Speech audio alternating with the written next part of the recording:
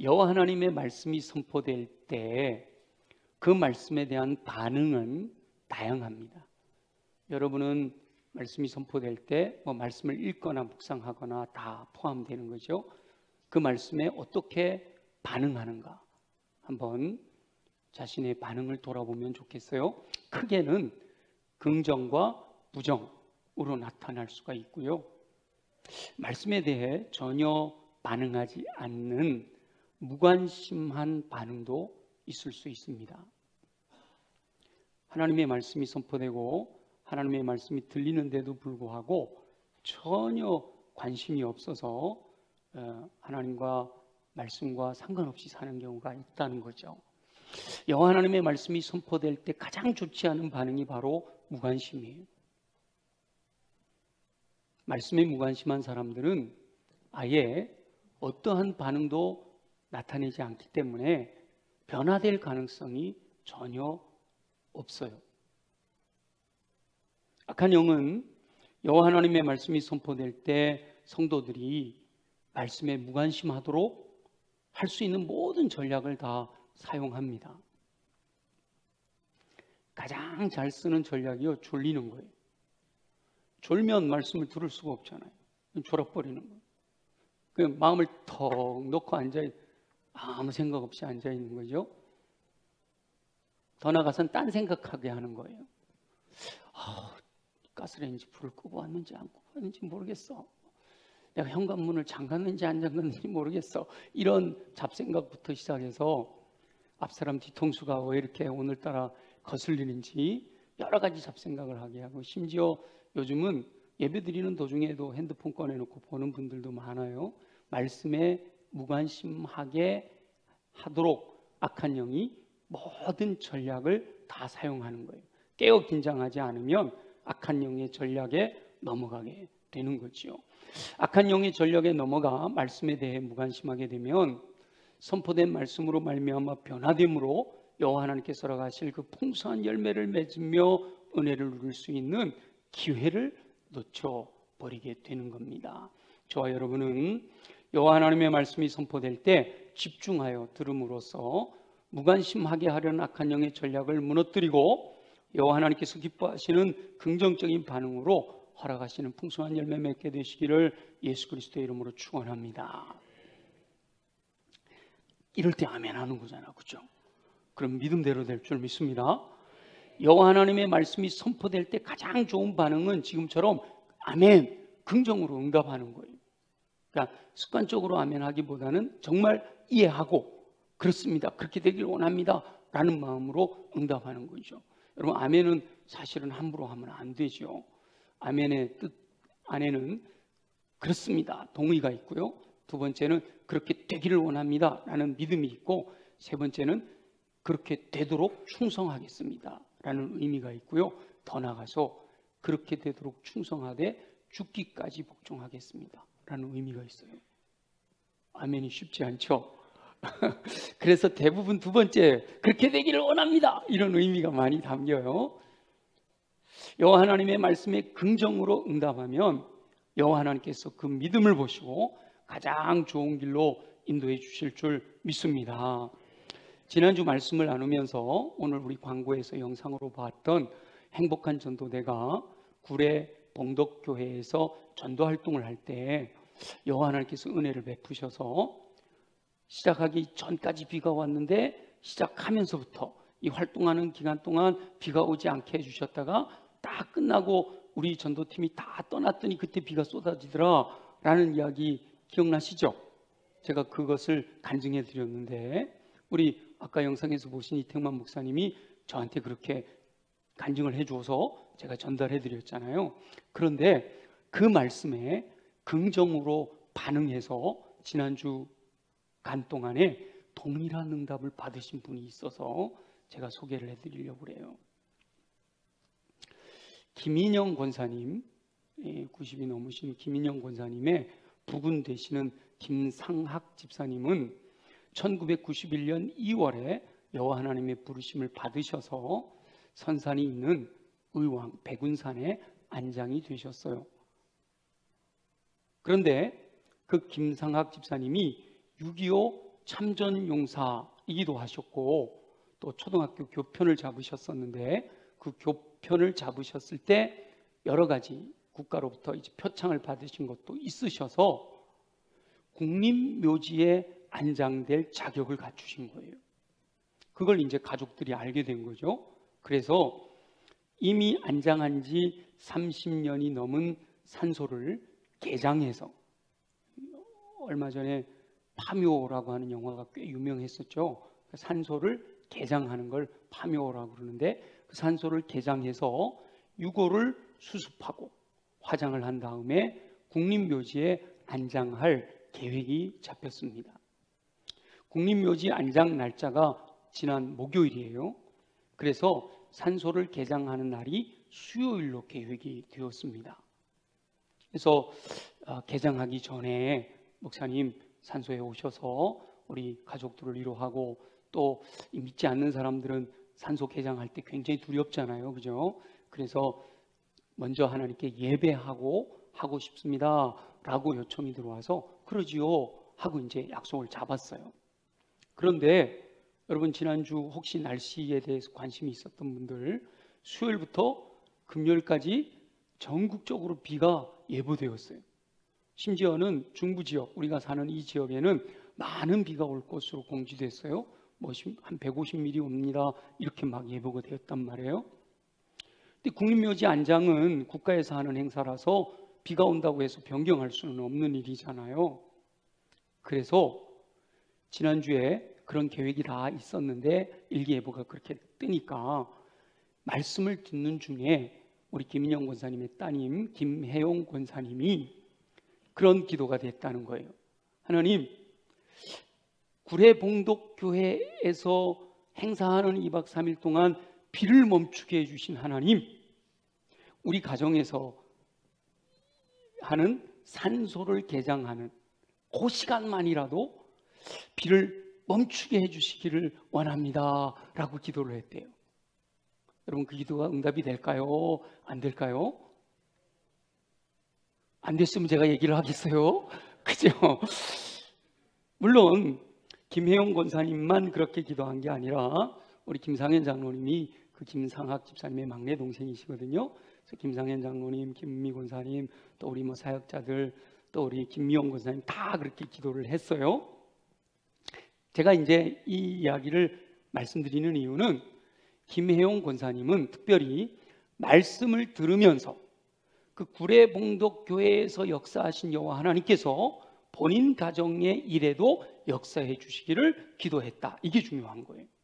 그냥 비 오지 않게 해주세요, 우리 어떤 일 하려고 하는데 그 일 잘 되기를 원합니다, 이렇게 기도하는 것도 중요하지만 말씀을 들으면서 구례에서 역사하신 하나님, 그 하나님이 의왕에서도 역사하실 줄 믿습니다 라는 믿음으로 기도했다라고 하는 거죠.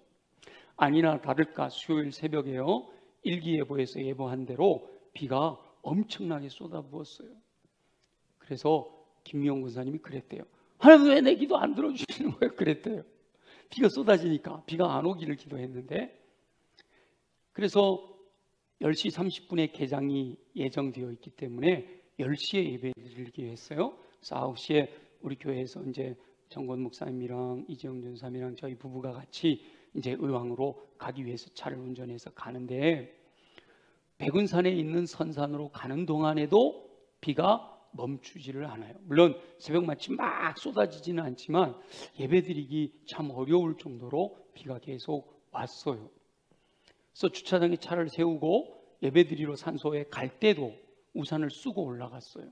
가족들이 전부 비옷 입고, 그리고 그 산소에는 천막 쳐놓고, 나중에 보니까 이 일꾼들도 비가 오기로 예보가 되어 있으니까 비 맞을 각오를 했더라고요.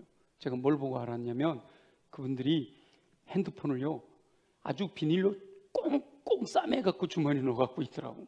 제가 어떻게 알았는지 아세요? 이분이 꺼내가지고 비닐을 벗기더라니까요. 그렇게 당연히 비가 올 걸 예상하고 모든 걸 다 준비했단 말이에요. 그런데 놀랍게도 예배 드릴 시간이 되면서부터 서서히 비가 멈추기를 시작하는 거예요. 그리고 산소를 개장하는 내내 10시부터 10시 반까지 예배드리고 10시 반부터 한 12시까지 이렇게 산소를 개장해서 흙을 다 파내고 삽으로 다 파내고 이제 유골을 다 꺼내서 이렇게 하는 내내 비가 오지 않았습니다. 심지어 이 개장하는 것을 지켜봤어요. 전부 또 삥 둘러서 우리 김영호 선생 그 불편하신데도 앉아가지고 남편 마지막 모습을 보겠다고 앉아 계셨어요. 이렇게 지켜보는데 놀라지 마세요. 하늘에 구름이 뚫려서요. 비 올 걸 예상하고 우산을 들고 갔는데 햇빛이 쨍쨍 나서 양산으로 사용을 했다니까요. 안 믿어주시나요? 그래서 그 유골을 수습해가지고 이 작은 관에 모신 다음에 그 관을 이제 장의차가 와서 화장장으로 가서 화장을 하면 거기서 유골을 수습해서 그 다음날 목요일날 국립묘지에 안장하는 거거든요. 그러니까 이제 관에 작은 관에 다 유골을 모셨으니까 제가 할 일은 끝난 거예요. 그래서 기도해드리고 우리 함께 갔던 교역자들이 그 자리를 떠났어요. 가족들은 2시에 장의차가 오기로 했다고 해서 거기에 머물러 있고 우리는 떠났단 말이에요. 근데 마침 12시 되니까 점심 식사 시간이잖아요. 그래서 수원까지 올 거 있냐? 야, 여기 정말 맛있는 음식점이 있다. 여러분, 제가 맛있다 그러면 안 믿더라고. 근데 진짜 맛있는 음식점이 있는데요. 명가라고 만두 전골 하는 정말 맛있는 음식점이 있어요. 거기서 식사를 했어요. 그리고 끝났으면 뭐 제가 여러분에게 얘기하기가 좀 그렇죠, 그죠? 그런데 놀랍게도 식사를 하고 나왔더니 비가 억수같이 쏟아지는 거예요. 앞이 안 보일 정도로 비가 쏟아지는 거예요.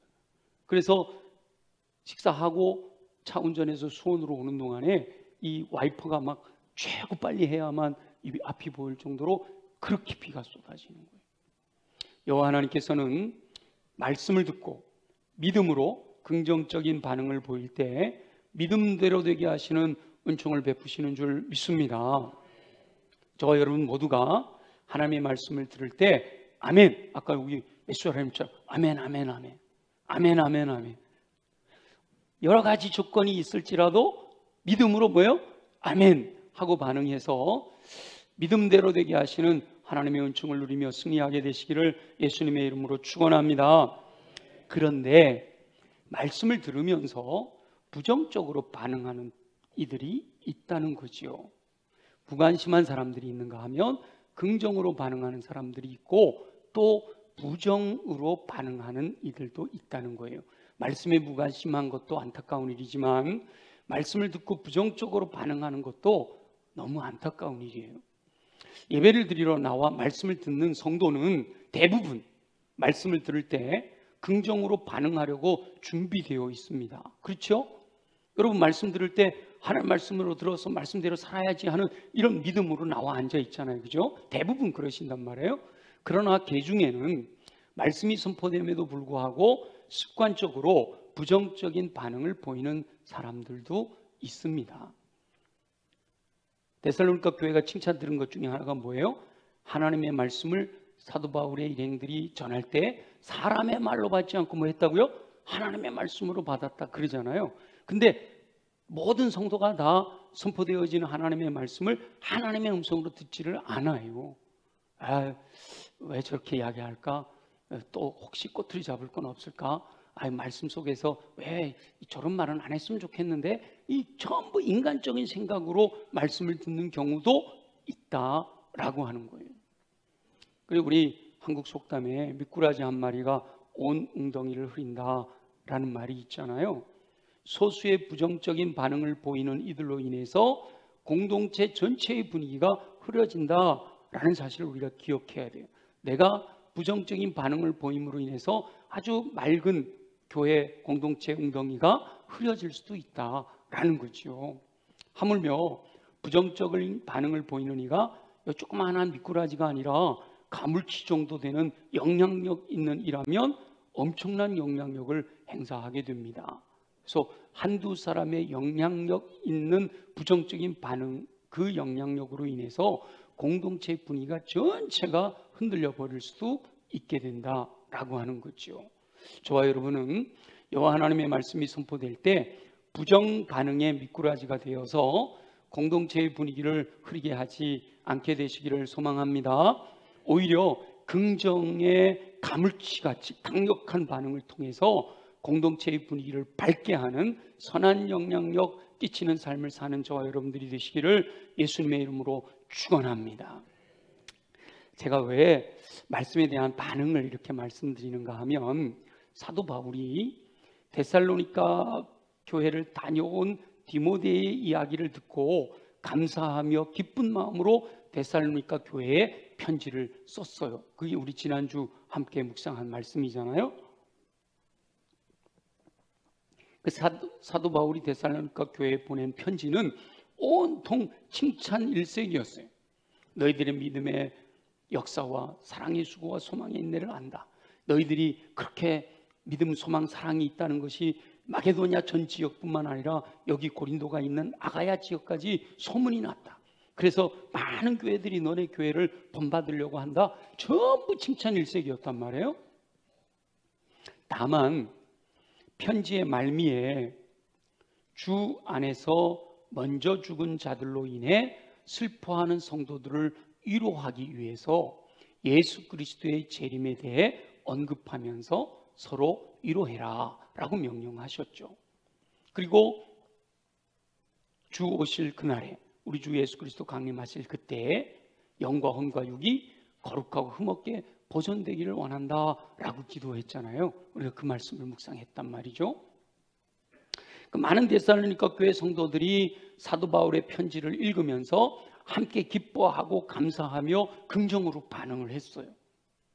그런데 그 중에 사도 바울의 편지를 오해해서 부정적인 반응을 보인 몇몇 성도들이 있어서 이 데살로니가 교회가 어려움을 당하게 된 거예요. 그 소식이 들려온 거죠. 특별히 사도 바울이 서로 위로하라 라고 말씀하신 재림신앙의 강조가 부정적인 반응을 보이는 성도들로 인해서 문제가 되었던 거예요.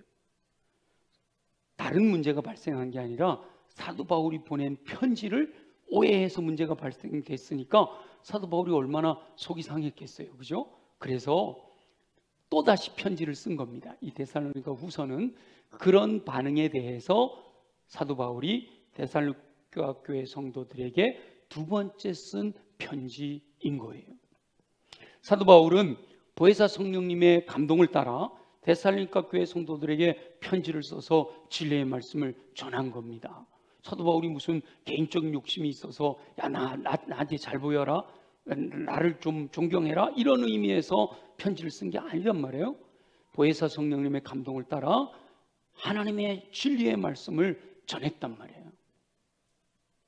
강단에서 설교하는 목회자들이 거의 하나님의 말씀에 진리의 말씀을 선포하지 뭐 인간적인 생각을 가지고 전하는 게 아니잖아요. 사도 바울도 하나님의 뜻을 따라 하나님의 진리의 말씀을 전했어요. 다만 데살로니가 교회 성도들이 악한 영의 유혹에 넘어가서 진리의 말씀에 대해 부정적인 반응을 보이면서 문제가 일어난 것이지요. 마지막 때의 악한 영은 여러 가지 전략으로 다가와 택한 자라도 미혹하려고 합니다. 악한 영에 미혹된 무리들이 사도 바울이 전한 진리의 말씀을 왜곡해서 엉뚱하게 받아들임으로 문제를 일으키는 거지요. 데살로니가 교회 성도들 가운데 예수님의 재림에 대해서 오해하는 사람들이 생겼던 거예요. 예수님이 금방 오신다고?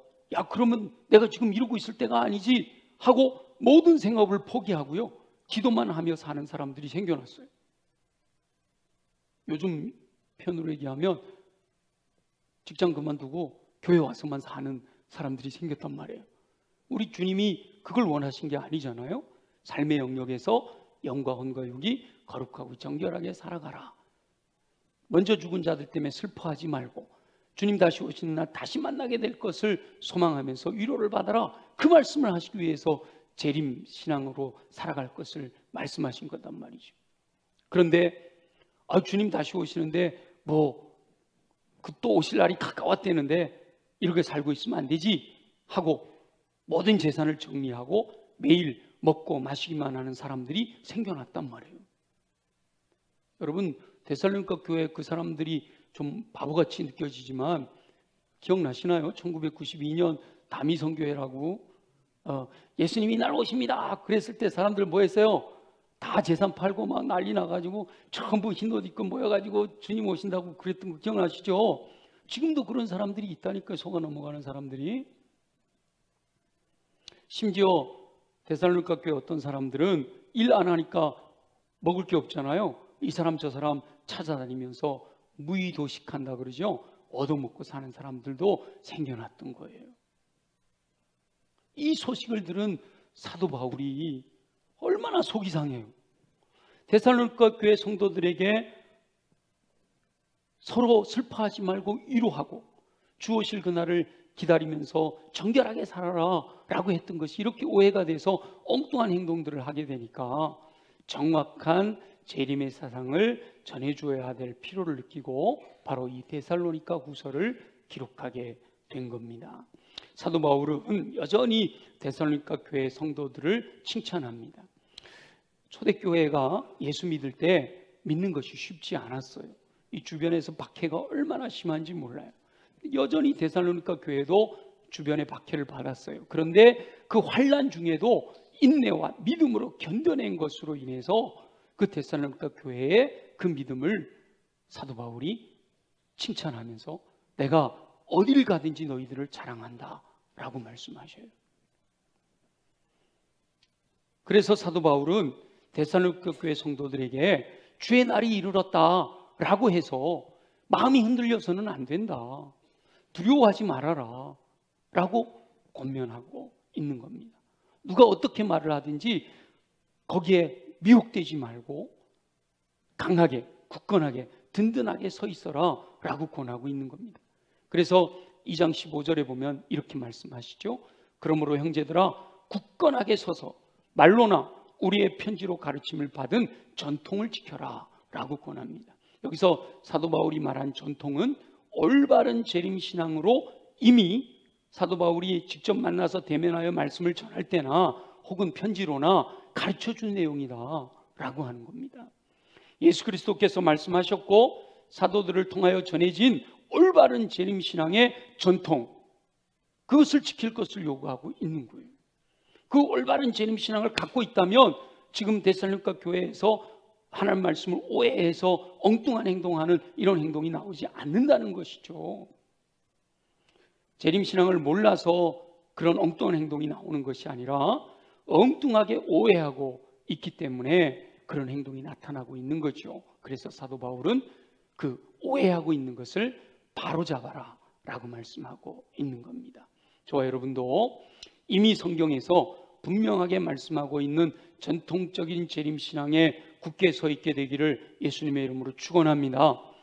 마지막 때가 될수록 믿는 자라도 미혹하기 위해서 얼마나 많은 것들로 미혹을 하는지 몰라요. 여기저기에서 말하는 어떠한 이론에도 미혹되지 말아야 됩니다. 성경에서 말씀하신 것을 벗어나면 안 돼요. 성경에서 말씀하신 것이 신비로 정확하게 표현되어져 있지 않으면 거기서 멈춰야 되는 거예요. 종교개혁자 칼빈이라고 하는 분은 요한계시록을 묵상하다가 상징으로 기록되어 있는 뒤의 것들은 이해할 수 없다, 그래서 딱 거기서 멈췄다고 해요. 뭐 그렇게까지 할 건 아니고 우리가 성경을 통해서 더 많은 것들을 이해하려고 노력해야 되지만 성경에서 말씀하시는 거기까지만 가면 되는 거예요. 그걸 넘어서면 그게 잘못된 이론으로 나타날 수가 있게 되는 거죠. 그렇게 권면하면서 사도 바울은 데살로니가 교회 성도들에게 3장 13절을 보면 형제들아 너희는 선을 행하다가 낙심하지 말아라 라고 권하고 있습니다. 선을 행한다 라고 하는 말씀은 철저하게 말씀을 따라 순종하며 여호와 하나님의 뜻이 무엇인가를 찾으면서 사는 것을 의미해요. 대부분의 신실한 성도들은 선을 행하려고 하지요. 하나님의 뜻이 무엇인지, 하나님이 나에게 뭐라고 말씀하시는지를 듣길 원하고 그 말씀이 내게 주어지면 그 말씀대로 살아가려고 노력을 합니다. 죄짓지 않으려고 피 흘리기까지 대항해서 싸우고 날마다 나를 죽이고 날마다 나를 십자가에 못 박고 믿음 안에서 살아가려고 노력하지요. 데살로니가 교회 성도들도 바로 그렇게 사도들의 가르침을 따라 철저하게 말씀에 의지하여 자신들의 고통을 감수하면서 심지어 순교까지 각오하면서 말씀대로 살아가려고 믿음을 지키고 있단 말이죠. 그런데 이 외부로부터 믿지 않는 사람들이 박해하고 핍박하는 것은요, 오히려 믿음을 더 강화시키는 역할을 하게 됩니다. 초대교회에 그 핍박이 강했기 때문에 오히려 더 믿음이 순수하게 지켜지고 그로 인해서 놀라운 부흥의 폭발의 역사가 일어나는 거거든요. 그런데 항상 문제는 어디서 발생하는가 하면 내부로부터의 분열이 그 공동체를 와해시키는 거예요. 내부로부터의 분열은 사람들로 하여금 신앙의 회의를 갖게 만드는 거죠. 그래서 사도 바울이 긴장하며 데살로니가 후서를 기록하여 데살로니가 교회 성도들을 권면하고 있는 겁니다. 사도 바울이 전한 재림의 사상을 오해해서 무의도식하며 규모 없이 행하는 사람들을 보게 되면 신실하게 믿음으로 영과 혼과 육을 정결하게 정말 하나님의 뜻대로 살아가려고 노력하는 영혼들이 회의를 갖게 된단 말이죠. 그래서 그들을 향해서 너희는 선을 행하다가 낙심하지 말아라 라고 권면하는 거예요. 나는 충성하고 헌신하고 정말 주님이 기뻐하시는 뜻을 위해서 나를 복종시키고 살아가는데 좀 믿음 좋다고 하는 사람들이 무의도식하고 먹고 마시고 그러면서 살아가는 모습을 보면 얼마나 시험이 드는가요? 데살로니가 교회 성도들 가운데 사도 바울이 성령의 감동으로 전한 여호와 하나님의 뜻을 곡해해서 순종하지 않는 자들이 있었단 말이에요. 그들로 인해서 낙심하지 말아라 라고 말씀하고 있는 거예요. 사람들은 누구나 다 편안한 삶을 살기 원하잖아요. 일하지 않고도 먹을 수 있다면 누구나 그것을 추구할 거예요. 그러나 그것이 옳은 삶이 아니기 때문에, 하나님의 뜻이 아니기 때문에 힘들고 어려운 고통을 감수하면서라도 나를 쳐서 복종시켜 주님의 뜻대로 살아가려고 애쓰는 거 아닙니까? 그런데 믿음이 있다고 하는 사람들이, 오히려 믿음이 좋다라고 하는 지도자급에 있는 사람들이 규모 없이 행하면서 편안하게 사는 모습을 보면 수고하고 애써 일하는 사람들은 분통이 터지게 되는 거죠. 그러면서 내 믿음을 돌아보고 낙심하는 마음이 생길 수가 있게 되는 거예요. 그래서 여호와 하나님께서는 그럴 때라도 낙심하지 말아라 라고 말씀하시는 겁니다. 여호와 하나님의 말씀대로 순종하며 선을 행하는 성도는 말씀에 부정적으로 반응하는 이들로 인해서 낙심하지 말아라 라고 말씀하고 있는 거예요. 오히려 선을 행하다가 낙심하는 것이 아니라 더 말씀에 긍정으로 반응해서 선을 행함으로 하나님께서 허락해 주시는 은총으로 인해서, 그러니까 말씀대로 순종하였더니 응답하시고 응답함으로 말미암아 허락하시는 그 풍성한 삶으로 말미암아 말씀에 부정적으로 반응하는 이들을 변화시키는 능력 있는 삶을 살기를 원하십니다. 우리 모두는 하나님의 말씀을 듣고 믿음으로 반응하고 긍정으로 반응하고 그 말씀대로 순종하고 충성하고 헌신해서 그로 말미암아 허락하신 하나님의 놀라우신 은혜를 통해서 말씀에 부정하고 말씀대로 순종하지 않는 사람들이 도전을 받아 그들도 긍정의 신앙으로 돌이키게 하는 축복의 통로가 되어야 할 줄로 믿습니다. 그렇게 권면한 사도 바울이 이제 편지를 마무리하면서 성도들을 위하여 기도하고 있는 내용이 오늘 우리가 함께 읽은 본문입니다. 함께 데살로니가 후서 3장 16절 말씀 함께 읽겠습니다. 다 같이 이런 배경들을 생각하면서 함께 봉독합니다. 시작. 평강의 주께서 친히 때마다 일마다 너희에게 평강을 주시고 주께서 너희 모든 사람과 함께 하시기를 원하노라. 아멘. 사도 바울은 여호와 하나님을 평강의 주라고 부르지요. 그리고 그 평강의 주님이신 여호와 하나님께서 모든 성도들이 평강을 누리도록 평강을 주신다라고 말씀하셔요.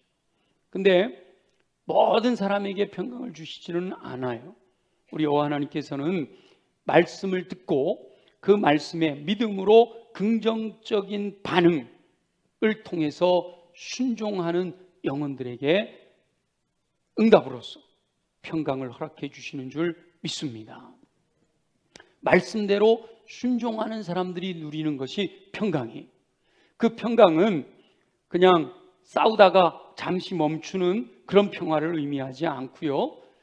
주변의 상황과 환경과 여건들이 아무리 열악하다 할지라도 그 배에서 생수강이 흘러넘치듯이 여호와 하나님께서 공급해 주시는 충만한 상태의 평화인 줄로 믿습니다.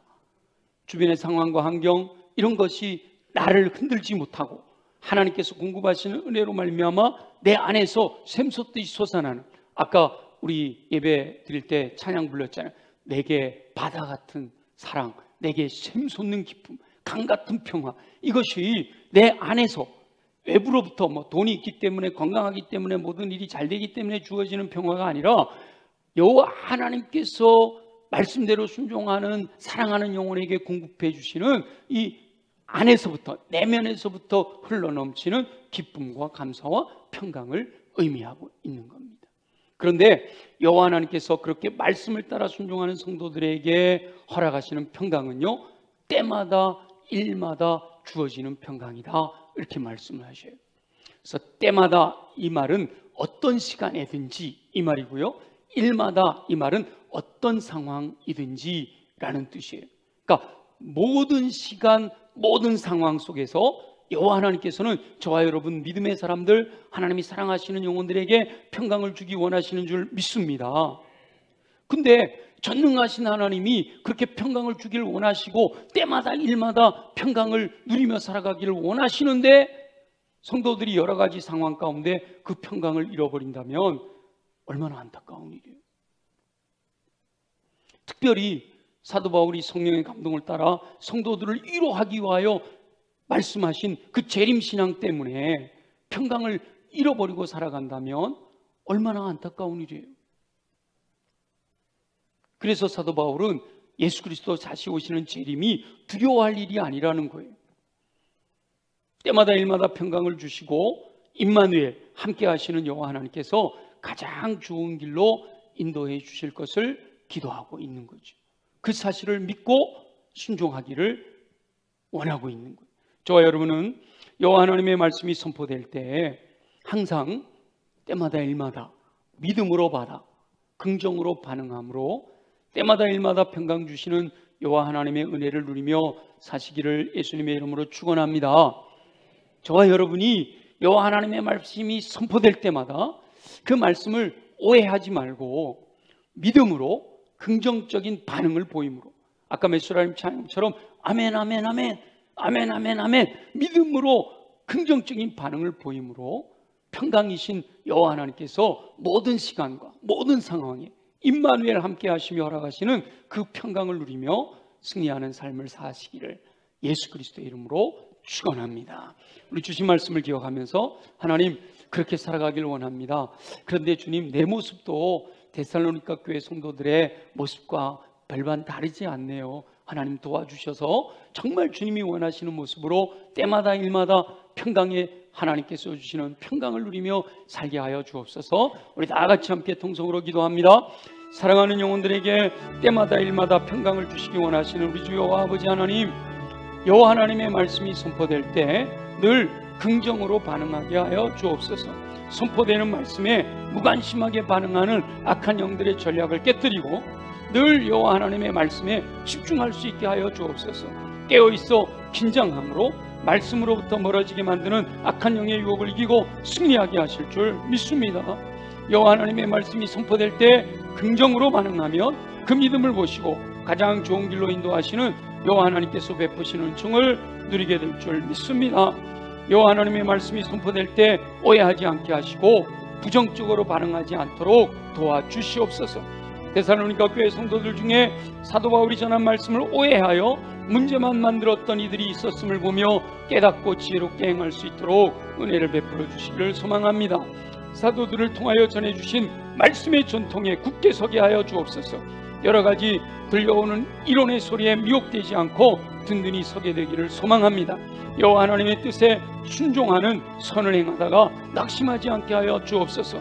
평강의 하나님께서 때마다 일마다 평강을 주실 것을 확신하며 늘 임마누엘 함께 하시는 여호와 하나님의 은혜 안에서 승리하게 하여 주시옵소서. 말씀이 선포되는 모든 시간과 모든 상황에서 오직 믿음으로 긍정적인 반응을 통해 역사하시는 평강의 하나님, 평강 주시는 그 은혜를 누리며 승리하는 삶을 살아가도록 도와주시옵소서. 허락하실 주님을 기대합니다. 영광을 받으시옵소서. 감사합니다. 살아계시 역사하시는 우리 주 여호와 아버지 하나님, 오늘도 주신 말씀 마음에 믿음으로 긍정적인 반응을 통해 믿고 순종하여 허락하신 은혜 임마누엘 항상 우리를 떠나지 아니하시고 가장 좋은 것 평강으로 때마다 일마다 채워주시는 그 은혜를 누리며 승리하는 삶을 살아가도록 도와주시옵소서.